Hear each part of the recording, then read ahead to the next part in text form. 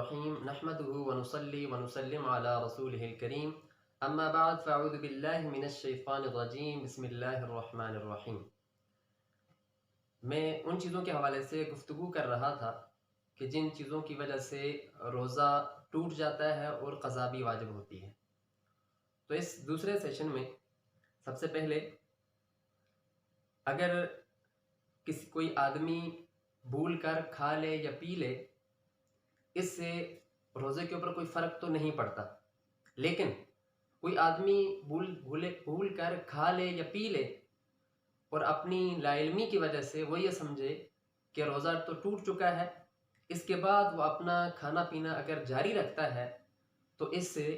روزہ ٹوٹ جائے گا۔ اسی طرح کسی آدمی کے دانت سے خون نکلتا ہے اور خون اور تھوک مکس ہو کر کے وہ آدمی گلے سے نیچے اتار دیتا ہے، تو اگر اس میں تھوک غالب ہے تو اس سے روزہ نہیں ٹوٹے گا، لیکن اگر خون غالب ہے تو اس سے روزہ ٹوٹ جائے گا اور اس کی قضا کرنی بھی لازم ہوگی۔ اسی طرح ایک آدمی صبح سحری کے دوران کھاتا اور پیتا رہتا ہے اور سحری کا وقت گزر جاتا ہے، لیکن وہ بندہ یہ سمجھ رہا ہوتا ہے کہ ابھی سحری کا وقت ختم نہیں ہوا، ابھی فجر کی اذان کا وقت نہیں ہوا، ابھی سحری کا وقت باقی ہے، تو وہ کھاتا اور پیتا رہتا ہے۔ لیکن کچھ وقت گزرنے کے بعد کسی ٹائم اس کو بعد میں پتہ چلتا ہے کہ میں نے تو سحری کا وقت گزرنے کے بعد بھی کھاتا پیتا رہا، تو اس آدمی کا روزہ نہیں ہوگا، اس کی قضا بعد میں کرنا ضروری ہوگی۔ اسی طرح افطار کے وقت کے ٹائم میں اگر کوئی شخص یہ سمجھ کر روزہ افطار کر لیتا ہے کہ افطار کا وقت ہو چکا ہے، حالانکہ حقیقت میں افطار کا وقت نہیں ہوا اور کچھ ٹائم بعد یا بعد میں اس شخص کو پتہ چلتا ہے کہ میں نے روزے کہ افطار کا وقت داخل ہونے سے پہلے روزہ افطار کر لیا تھا، تو اس آدمی کا بھی روزہ نہیں ہوگا، بعد میں اس روزے کی قضا کرنی لازم ہوگی۔ اسی طرح کوئی آدمی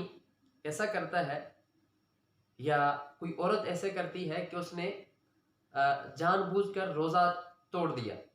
ویسے تو اگر کوئی بندہ جان بوجھ کر روزہ رکھ کر توڑ دے، عورت ہے یا مرد ہے، اس کی قضا بھی واجب ہوتی ہے اور کفارہ بھی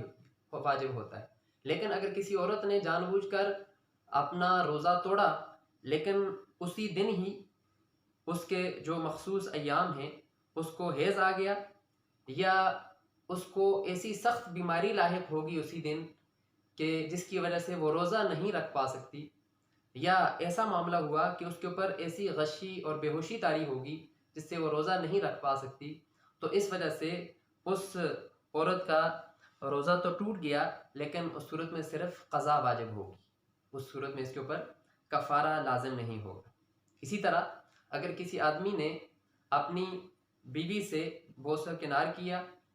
اور ہم بستری نہیں کی، لیکن صرف انزال ہوا، اس آدمی پر بھی اس کا بھی روزہ ٹوٹ جائے گا اور اس پر قضا واجب ہوگی۔ اسی طرح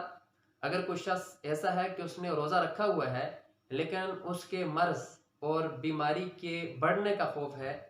یا اس مرض کے بڑھنے کا خوف ہے یا مرض شدید ہونے کا خوف ہو، ایسی حالت میں اس مجبوری کی وجہ سے کوئی شخص اپنا روزہ توڑ دے، تو اس کوئی چیز کھا لے یا پی لے تو اس کا روزہ ٹوٹ جائے گا، اس شخص کے اوپر بھی روزے کی قضا لازم ہوگی۔ اسی طرح اگر کوئی آدمی کسی آدمی کے حلق کے اندر مکھی چلی جائے یا دھواں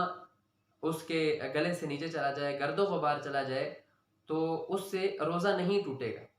لیکن اگر یہ کام جان بوجھ کر کرے کوئی شخص تو اس سے اس آدمی کا روزہ ٹوٹ جائے گا۔ اسی طرح لوبان یا عود کو سلگا کر کوئی آدمی اپنے پاس رکھتا ہے اور اس کا دھواں سونگتا ہے، تو اس سے بھی اس آدمی کا روزہ ٹوٹ جائے گا اور اس سے اس آدمی پر اس کی قضا لازم ہوگی۔ یہ جتنی بھی صورتیں میں نے اس سیشن کے اندر اور اس سے پچھلے سیشن میں آپ کے سامنے رکھی کہ جن سے روزہ ٹوٹ جاتا ہے، یہ وہ ساری چیزیں ہیں کہ جس کے اندر رمضان کا مہینہ گزرنے کے بعد ان سارے روزوں کی قضا کرنی، یعنی اس کی جگہ اور روزہ رکھنا ضروری ہوتا ہے۔ وآخر دعوانا ان الحمد للہ رب العالمین۔